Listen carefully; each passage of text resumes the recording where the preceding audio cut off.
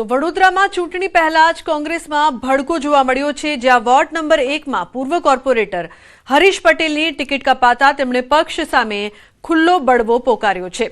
હરીશ પટેલે ગંભીર આક્ષેપ કરતા જણાવ્યું છે કે મુકુલ વાસનિકના કારણે તેમને ટિકિટ કાપવામાં આવી છે। છેલ્લા 5 વર્ષ કોર્પોરેટર તરીકે કરેલા શ્રેષ્ઠ કામો છતાં અવગણના થતા હવે તેમણે અપક્ષ ઉમેદવારી નોંધાવવાનો મક્કમ નિર્ધાર કર્યો છે। હરીશ પટેલે હુંકાર કર્યો છે કે તેઓ અપક્ષ તરીકે લડીને ચૂંટણી જીતશે અને ભવિષ્યમાં ક્યારેય કોઈ રાજકીય પક્ષનો હાથ નહીં પકડે, જેનાથી વડોદરા કોંગ્રેસના સમીકરણો બગડવાની પૂરેપૂરી શક્યતા છે।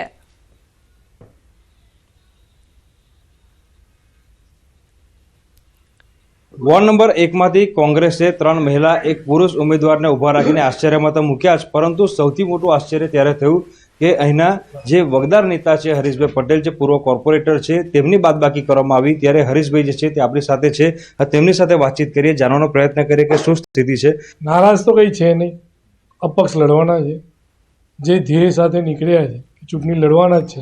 એ પક્ષ ટિકિટ આપે કે ના આપે નક્કી હતું ને અપક્ષની ઉમેદવારી આજે 12 વાગે અમે કરવાના છે।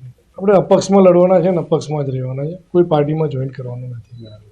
તમારા નામની જાહેરાત ના થઈ પછી તમે કોઈ સિનિયર સાથે વાતચીત કરી કે શું કારણ તમને જાણવા મળ્યું કે કયા કારણોસર તમારી ટિકિટ કરી? અમારા પ્રદેશ પ્રમુખ સાથે વાત થઈ હતી, અમિતભાઈ ચાવડા સાથે। એમને એવું કીધું કે મુકુલ વાસનિકના કહેવાથી આ બધું કરવામાં આવ્યું છે, એટલે ડિક્લેર થઈ કે ભાઈ ચર્ચા કરવાનો કોઈ મતલબ જ નથી।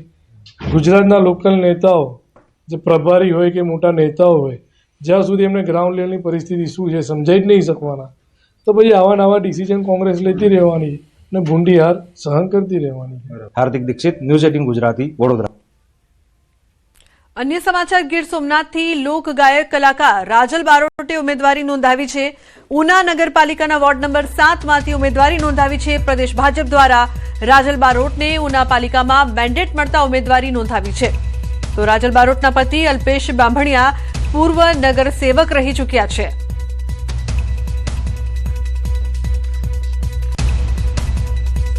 તો અમરેલી લાઠી તાલુકા પંચાયતની ચાવડ બેઠક પર ઉમેદવાર તરીકે લોક સાહિત્યકાર માયાભાઈ આહિરની દીકરીની એન્ટ્રી।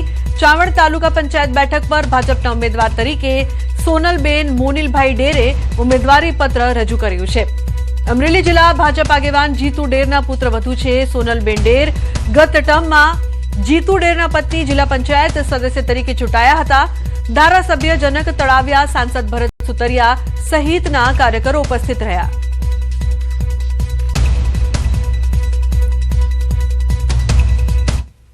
અન્ય સમાચાર, કચ્છથી કોંગ્રેસના ઉમેદવાર પર હુમલો થતા ખળભળાટ। કેરા જિલ્લા પંચાયત બેઠકના ઉમેદવાર પર હુમલો થયો છે। અજાણ્યા શખ્સોએ ઉમેદવારને બનાવ્યા છે નિશાન। નંબર પ્લેટ વગરની કારમાં શખ્સો આવ્યા હતા। શખ્સોએ હુમલો કરીને લૂંટ ચલાવવાનો પ્રયાસ કર્યો છે। સીસીટીવીમાં કેદ થઈ છે હુમલાખોરોની કાર। ગોવિંદ બરાડિયાએ પોલીસ ફરિયાદ નોંધાવી છે, તો પોલીસે આરોપીઓની શોધખોળ શરૂ કરી છે। તો આ સમગ્ર ઘટના બાદ ચકચાર મચી છે। મારું નામ ગોવિંદ મજા બરાડિયા, હું જિલ્લા પંચાયતનો કેરા સીટ ઉપર ઉમેદવાર છું। ગઈ રાતે હું ભુજથી વરલી જઈ રહ્યો હતો, ત્યારે રસ્તા હાજાપર અને થરાવડાની વચ્ચે એક ઇકો ગાડી સામે મળતા મારા ઉપર જબરદસ્તી કરી અને મારું મોબાઈલની લઈ અને મારી હોન્ડાની ચાવી પણ છીનવી લીધી હતી।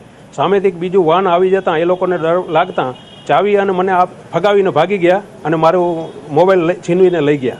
અમારી એક જ માંગ છે કે જલ્દી પકડી અને અમને ન્યાય અપાવે અને એની કોશિશ કરે અને બીજી વખત આવા બનાવ ન બને એની ખાસ પોલીસ સ્ટેશન પર કાળજી રાખે। તો સંવાદદાતા મેહુલ જોડાયા છે વધુ માહિતી આપવા માટે। મેહુલ, શું વધુ વિગત સમગ્ર મામલે? આજે ચોક્કસથી વાત કરવામાં આવે તો કચ્છમાં કેરા જિલ્લા પંચાયતના સીટના જે કોંગ્રેસ પક્ષના ઉમેદવાર છે તેના પર હુમલા સાથે લૂંટનો પ્રયાસ છે તે બન્યો હતો। ચોક્કસથી વાત કરીએ તો 9:30 વાગ્યાના અંદાજે રાત્રિના સમયે તેઓ ત્યાં ભુજથી નીકળ્યા હતા અને કેરા નજીક છે તે તેઓ પર હુમલાનો બનાવ છે તે બન્યો હતો। જિલ્લા પંચાયત સીટના જે કોંગ્રેસ પક્ષના ઉમેદવાર છે ગોવિંદ બરાડિયા, તેના પર અજાણ્યા શખ્સોએ આ હુમલા સાથે લૂંટનો પ્રયાસ છે તે કર્યો હતો। નંબર પ્લેટ વગરની જે એક અલ્ટો કાર હતી તેઓ જે લૂંટારૂ હતા તેમાં સામેલ હતા અને ત્યારબાદ અન્ય એક ગાડી આવતા તેઓ ત્યાંથી નાસી ગયા હતા। સમગ્ર મામલે છે તે જે જિલ્લા પંચાયતના જે કોંગ્રેસ પક્ષના ઉમેદવાર છે તેને પોલીસમાં પણ જાણ કરી હતી। જી બિલકુલ, આભાર સમગ્ર માહિતી બદલ। તો આ અંગે પોલીસને પણ જાણ કરવામાં આવી છે। તો સુરતમાં ભાજપનો દમદાર પ્રચાર શરૂ. આરોગ્ય મંત્રીના નેતૃત્વમાં ઉમેદવારોનું નામાંકન. સરદાર પટેલને પુષ્પાંજલિ અર્પીને ફોર્મ ભર્યું છે. કામરેજના 2 વોર્ડના ઉમેદવારોને આપ્યા છે અભિનંદન.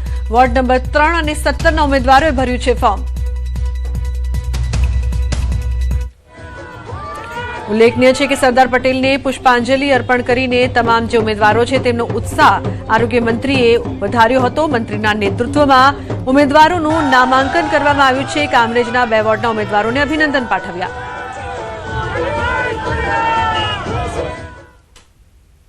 તો વડોદરા પોર બેઠક પર આ વખતે ચૂંટણી રસપ્રદ બની રહી છે, જ્યાં અંકિતા પરમાર સામે નયના પરમાર સીધી ટક્કરમાં છે.